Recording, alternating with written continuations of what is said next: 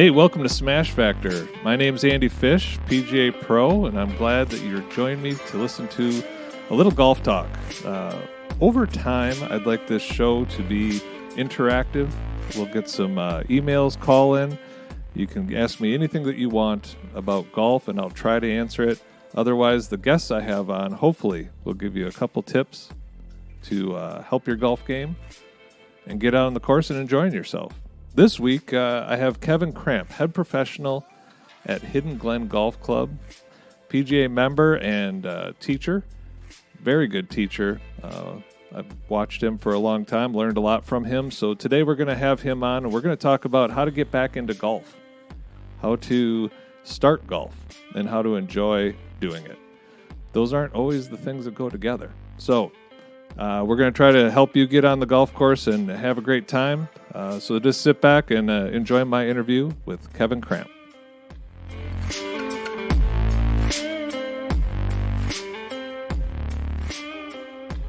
Hey, Kevin, welcome to the show today. I was glad to have you on. So how are things going out there at Hidden Glen? Boy, it's been a busy year to say the least. Everything is going pretty well. Thank you for asking. Glad to be on. It's always good sitting down and talking with you. Yeah. But yes, definitely a busy year. Weather's cooperated for the most part, and golf is definitely still on the uptick. That is for sure. How about it? I mean, this is second year of just craziness, isn't it? It is. It definitely is. I mean, there's such a big difference. Last year obviously was a unique year, and but things have kind of stayed the same, if not even improved over last year. You look at just our rounds of golf and our membership numbers in comparison to 2018-19. It's quite a drastic change. So it's really cool. It's really cool to see. Really cool to see. Yeah, and so many people, and this is kind of why I wanted to talk to you a little bit today on the show, was there's a lot of new people piling in all different levels, but I just kind of wanted to get your opinion on a couple things. So what would you do? Let's just start with the adult golfer, right? So the person that's either taken about 20 years away from the game, or they've thought about just picking up the game because it looks really easy. What are some things that you would tell the average adult player coming back to the game? Where do you start, first of all? I think that's a great question, and honestly, we're seeing that as one of our new types of members that's coming into the club. We've got some people that have either taken a little hiatus from the game. Maybe they had kids and now their kids are older again and they want to get back into it. Or, some couples that are new to the area that, hey, we want to start taking this up. We played it last year and just want to find a place to call home and do that. And actually play together, right? Yeah, and actually play together. Yeah, play together without getting into a fight. So far, I mean, sometimes that's my job. That's the first step. Marriage counselor during a lesson, right? But no, in all seriousness, I kind of tackle it a little bit different with each one. That player that is returning to the game has probably some type of swing and some type of game from the past. And, I'll start with them a little bit differently. Hopefully will have equipment. And if they have equipment, what I'll look to do is, get them on the lesson tee in a one-on-one setting and try to see what they have that are strengths, some weaknesses, some things that can get them back into game to make it fun.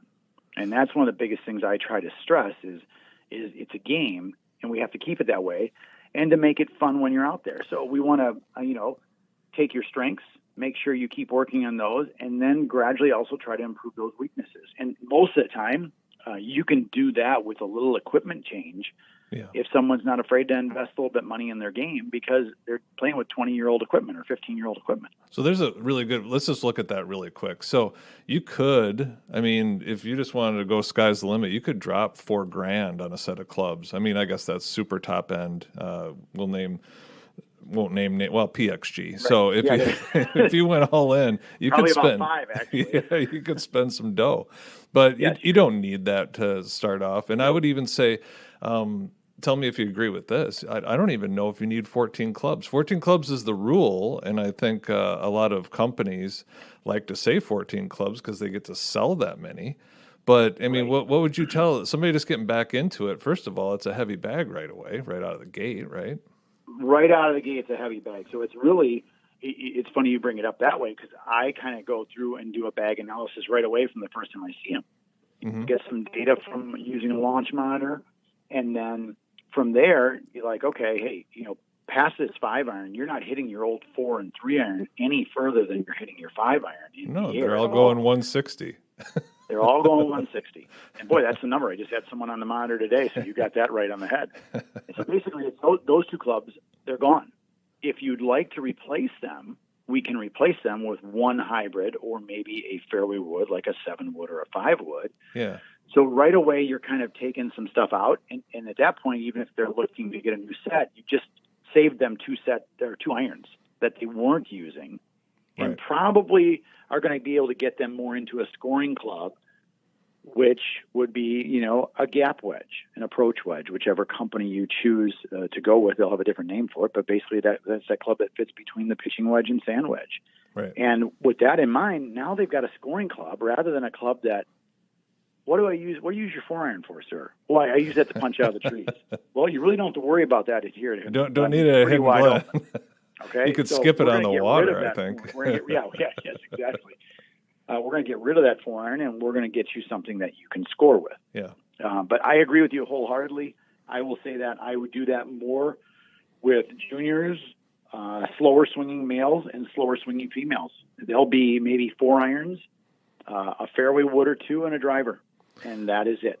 Right, and let's isolate on that. A driver, a good sand wedge, and a putter probably are the 3 clubs. If you're going to drop a few extra dollars, probably focus there. Yes, correct. You're using the putter the most. Yeah, for sure. Hopefully not 36 times, or hopefully maybe 36 times only in 18 holes. But you're going to use it the most. You're using it on every hole.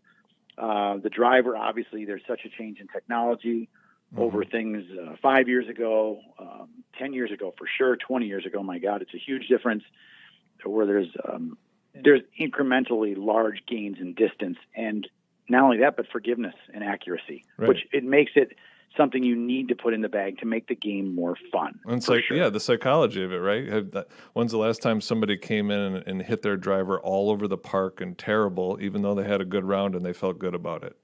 Right, exactly right. You got to hit without a doubt. The larger head, yes. If someone's got a little equipment, that larger head will be more forgiving right away. A little intimidating at first, but as soon as they pick it up, usually the comment is, "I can't believe how light this is." And it's right away they're going to swing it faster, just naturally. And if they can create some speed and it's very forgiving, no matter what brand you choose, you're going to see some huge differences with total distance and hopefully accuracy, which now makes the game more fun right away without even doing too much. All right, so now we've filled up the bag, we emptied out their pockets, and we're we're ready to go and play some golf, right? So everybody's where do you go next? I mean, so let's say you're just getting back into it. You don't really, I guess there's two divisions, at least what I'm seeing. I'm seeing people that are just like gung-ho, let's get into it, let's just start hitting balls, and I'm good with it. And then there's people that are nervous, they're worried, they think everybody's going to laugh at them, they can't keep up. So you got two kind of camps there, don't you? Yes, for sure. And I think you know this too, that most golfers, unless you're a slow player, they don't come in and say how bad someone was.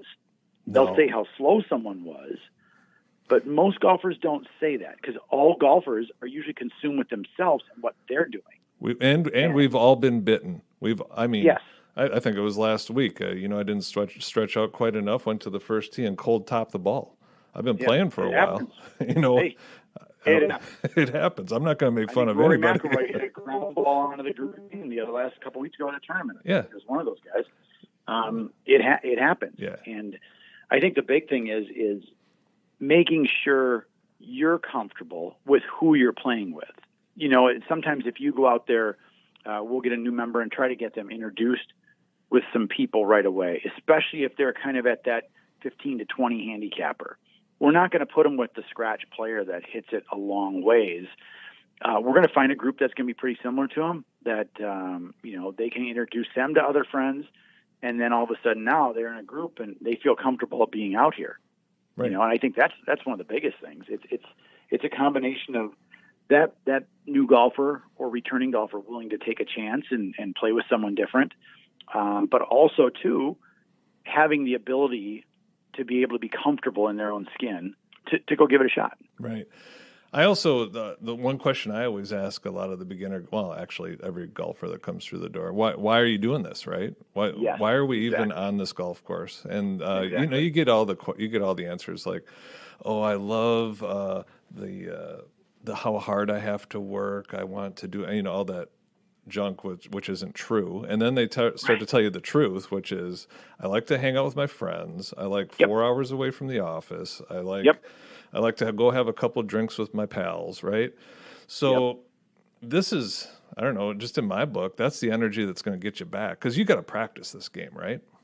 Yeah, you do. It's very, very difficult to just get up and play at the level you think you should be playing, and I think that which goes is into, a whole nother. which is a whole. I was just going to say that's a whole other topic. That could be an hour. We'll get to that next. We'll touch on that a little bit. That's fun. That sounds great. But yeah, I think expectations are different, and I think that's part of it. Is why are you here? What do you want to get out of this? And if you're here just for fun, great. Because you know what, it's fun outside, enjoying weather, enjoying some beautiful scenery. And playing some golf because it's not, if you take it too seriously, it's not always fun. It's not. It's a hard game. Yeah. It's an enjoyable and rewarding game, but it's a hard game. You got to put work into it. I agree. Yeah. So if you have 3 friends that you like to hang out with and you want to keep that bubble, fine, whatever. It's probably better to venture out a little bit. But if you like those 3 friends, you like talking and you want to go have a wine, that's what you think golf is, right? And that is for you. That's great. Why not plan one more day where you have maybe not another wine, but go ahead. Why not? Go. Have another wine and 30 minutes and go practice with those same 3 friends. And now now your practice isn't this miserable ball beating, rock beating situation out at the range where you're wondering if people are watching you and listening to you, and nobody's watching you. First of all, no, that's the clue. No one is. They really, literally don't care. No, they're worried if you're watching them. Yep, exactly right. They're trying to get the ball airborne themselves. So with that in mind, our little 3-hole group with the ladies we've done on Tuesday nights, we got the group out here again. The first thing I do when I get them here is I try to get them familiar and comfortable being around at a club for the first time, or just familiar with the whole surroundings. And I say, I encourage them, hey, if you want to go get a drink, go get a drink. You can relax. This is supposed to be fun. We're going to make this fun tonight for this hour and a half, hour and 45 minutes we're together. We're going to make it fun. And that kind of resonates with the group, and they relax right away. And they start to realize that all these other people in the group have the same problems, same questions. They just might do things differently than they do, but it's all the same. It's all very similar. So I think that's a fantastic point right there. Now I've taken group lessons. Now do I go to an individual lesson? I mean, what does that do for me? Right. Right. I think, I encourage, and it depends on the person. It seems like we've done a very good job here of getting a group of ladies in a beginner class in a group setting very comfortable and meeting new people. So they will then go out with them on the 3-hole golf course, go out with them on the golf course, or even just go have dinner and have a drink together and get the spouses together, or maybe playing a couples event. But that all starts with having the right attitude and being willing to learn and being willing to try something different. And at that point, they realize, hey, like you said, everyone's worried about what they look like. Everyone's worried about how they swing. But when you're doing it, you're not watching anyone else, but you're just taking care of yourself. Right. And I think, go ahead. Oh, no, then after that, then we kind of move them on into individual stuff. They'll say, okay, hey, this was good. Because, in that hour lesson before we go on the golf course for a half hour, in that hour lesson, you might get around to them a couple times so you can just touch on some things, and they like what they hear and they want to learn more. And that's when I usually do that separately and have an individual lesson from it. Yeah, I like to look at it. So if you're going to spend 3 hours at the range by yourself trying to figure something out, and this probably goes for all golfers, if you're going to spend 3 hours, maybe 4 hours trying to figure something out, how much is that time worth to you? I mean, I don't know what you might do for a living. Try to figure out what a number is. I heard a really good explanation for this one time. What would you drive 2 hours to go get? Would you drive 2 hours to go get $20? Or Very true. If you drove 2 hours, would you drive to get $100? Yeah. And that's everybody their own decision. So let's say that number is $200. You drive 2 hours to get $200. Well, then your time's worth about $100, right? Right. Exactly right. You spend 4 hours at the range. That's $400. Why not get a $100 lesson? Yep. And save that time. You might save 10 hours. No, get to the point. I think it's just ROI. It is. I think it's very, very, very, very cool when you can see someone that takes a lesson and they invest in it. And you know that as an instructor, you want that person to get better. It doesn't do you any good if after a couple lessons they're getting worse. We want them to all get better, and we want them to improve, because if they improve, they're probably telling someone else. And all of a sudden, through word of mouth, you got 3-4 more clients, and this person's extremely happy, and they're playing more golf. Yeah. I mean, that's a huge, huge part of this whole thing. Yeah, I think a good mixture group, individual lessons. That's a lot of guys out there don't take a lot of group lessons. I think they should. Grab 3 buddies. Yeah, grab 3 buddies and go do a chipping lesson together. Share the lesson and make fun of each other. It's great. Whatever you want to do. I had my first group lesson with some of the guys here, probably about a month ago, and just a very, very small. They asked if they could do the lesson, split the time together. I'm like, oh, for sure. They're like, well, we golf with each other. Might as well help each other. I'm like, perfect. That worked out great. And they both learned, and they both had that awestruck, surprised look on their face when they hit it solid on the club face, and how it's supposed to feel. Yeah. But that's one of the cool things. And whether it's a husband, wife, whether it's 2 buddies, father, daughter, father, son, mother, daughter, mother, son. Whole family group, right? Whole family group lesson. Yeah. Just go out, go together, listen, learn so you can help. I mean, and maybe remember a couple simple things like where they're lined up, where their grip is. They're not looking for exactly where the club face is at what part of the swing. They just give them some basic things to kind of look at, and they'll learn from that a lot. Right. Yeah. And then, they get to spend more time as a family. Maybe that's the fun time that they're looking for. So it all goes together again, right? Oh, for sure. Yeah. For sure. So now, cool. Now we talked about expectations. And like you said, we could talk for an hour and bore people quite a bit, or maybe not. Maybe this is an interesting topic to come back to. But expectations. That I know that this is the most difficult thing for me as an instructor.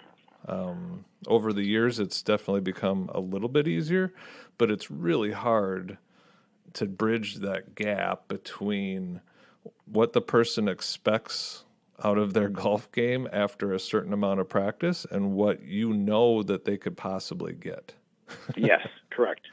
So you couldn't have said it any better. So how do you temper expectations? I mean, I know everybody wants to just magically get. I just wish I could have a chart that says, okay, here's water skiing. Here's a chart. It's hard here at the beginning. Once you get it, you're pretty good. And to get really expert, you have a chart, right? Now, I'm not making fun of any water skiers, but I'm going to say that golf might be a little bit more difficult to become an expert at. How's that? I don't know. If that's true. No, I would agree. Well, I can't get up on skis, though, so I'm thinking right now water skis. Well, let's put it this way. The graphs will look different. Right? Yes, so for sure. There might be golf has this front end that is so difficult. Yes. You have this little golf ball in a very small space on a golf club. The just to hit it in the center of just to hit the ground in the same place every time is difficult. So let's just say the front end's a little bit more difficult. How do you temper those expectations? How do you tell the student that yes, that's a great shot? How many times have you had this? That you say, that was nice. And they're like, that was terrible. The ball just went squirting off to the right. And you're like, no, you actually looked like you swung the club properly finally. Right. That happens a lot. I mean, I'll say, no, it was a good swing. Well, it went way left. I'm like, well, what we were trying to work on, You were just hitting the ball a mile right. Yeah. We made the overcorrection, and now everything's going the right where we were. You need to change. Let's bring it back to the middle. No, that definitely happens a lot, and you know that. But I think the average person thinks they can change something immediately, and it takes time. First of all, not only to understand the why and the how your error is occurring, but then correcting it, and then, as you know, taking what you've learned, practicing it, and taking it to the golf course. Those are all different variables in all this. Yeah. Well, I think here's a good question. If you personally were going to make a grip change, you're going to change your grip. Not that you ever would, because that's a tough one. Yeah, it is a tough one. How long would you expect to make that change? Great question, because that could take someone 5 minutes. It could take someone a week. And it just depends on how much, because the first thing you do when you make that change, they're like, wow, that's uncomfortable. That's awkward. That feels weird. It feels like I can't hold on to the club. And I would always say, well, you're holding on to it right now. Yep. Let's see from your strong grip, which produces a left flight. Let's see if we weaken a little bit. I'll bet you it goes right. Yeah. I don't know if I can even hit it. And then boom, you get it and it goes right. Okay, do you see what you just did? Now you're actually controlling the club face a little bit more by moving where your hands are. And I think it's kind of, part of that is a little bit of a sell job to that individual, just to make sure, okay, hey, I can get this, you can get this, but you have to kind of commit to that move for sure. And that's grip changes are one of those things. People have taken lessons with me. No, I'm not touching it right away until I know if that's really the cause of the problem. I've had plenty of good players have strong grips that I haven't touched until I saw something that was wrong that would cause me a problem. Just because it's a strong grip doesn't mean you're going to always hit a hook. Right. That's for sure. Yeah, it's all about the player and how they're kind of moving and how they think about it, and it's so those expectations. You kind of look at them, and so there's students that come in. And you probably ask the same question as most instructors do out there. How about other sports that you've played? Yes, without a doubt. That's one I ask, especially to a new person. Mm-hmm. Other sports, any injuries or ailments that I need to know of. How's your flexibility? All sorts of little things. Because there's some stuff you can tell, and there's plenty of times, as I think as an instructor, that we're always learning. We're always learning, trying to read up and learn and study and watch and see how people learn, what the best way is to get the message across to them. But there's sometimes after 2 swings, you're like, holy cow, I want to stop this person right now, and we're going to change it. Yeah. And sometimes I do. Yeah. And I'll say, this is really early, but we've got to correct this right away. Right. And especially when they tell you, I normally slice it. And they're out to in with an open face. Yeah. Okay. We don't need to see much more. We know where it's coming from. It happens, and I think the sooner we can get them on that right path, it's huge. I agree, and probably my favorite answer to that question, if you've played other sports, is I played Division I tennis, and I'd be like, okay, we're going to have a good time. Yes, exactly right. But until they say I played tennis left-handed, though. Oh, yeah, okay. That's a struggle. I get a lot of baseball players lately, and usually it's fun when I can say to them after a couple swings and go, "Were you a pull hitter in baseball?" Yeah. They're like, "Yeah, how'd you know that?" Oh, you do the same thing in golf. Yeah. Very very similar tendencies in some. Yeah. Yeah, it's athletic person. I think it's definitely a little bit teach. Yeah, so now we have the expectations. We have a full bag. We know where to get our lessons. How do we get on the course? So let's just take the person that hasn't had a lot of experience on the course. What do you suggest? I would say first thing first is after you spend some time on the range, find a... Oh, we're breaking up a little bit. Oh, sorry, you there? Yep, we're there. You're just breaking up just a touch. No problem. Okay, sorry. I would say get them onto, after they get comfortable hitting some shots on the range, a couple ways you can do it. I love taking someone to a par 3 or going to a short par 3 golf course just to hit some shots and kind of go over some things with the person or get that person comfortable being on a course. Right. Albeit small, but being on a course. And then gradually lengthen that out. I think that's where, like the Milwaukee County Parks does an incredible job with that, all the different level golf courses. Yep. Ozaukee County's got some great ones too. So it's just great different spots for them to learn and play. And don't make your first round of golf on a Saturday morning at 8 a.m. that would be a time to stay away, wouldn't it? That would be a time, that'd be a time to stay away. I think, you go do it, later in the evening, find a time that's not that busy. Yeah. So you can kind of go and take your time and get used to this, because I think that's all part of it for sure. And if you're if you have people in the family that are better golfers and you're just starting off, there's, like you said, you can make your own par 3, drop the ball at 100 yards. And then you can. I always feel like the goal should be drop it at 50, 100 yards. You're trying to get 1 or 2 shots onto the green and 1 or 2 putts. Yep, Those exactly are your right. goals, and then you can move back a little bit. It'll be tough enough from there, but last time I checked, golf is you're hitting just a golf ball and trying to get it into that hole, so there's no rules on how far you have to play.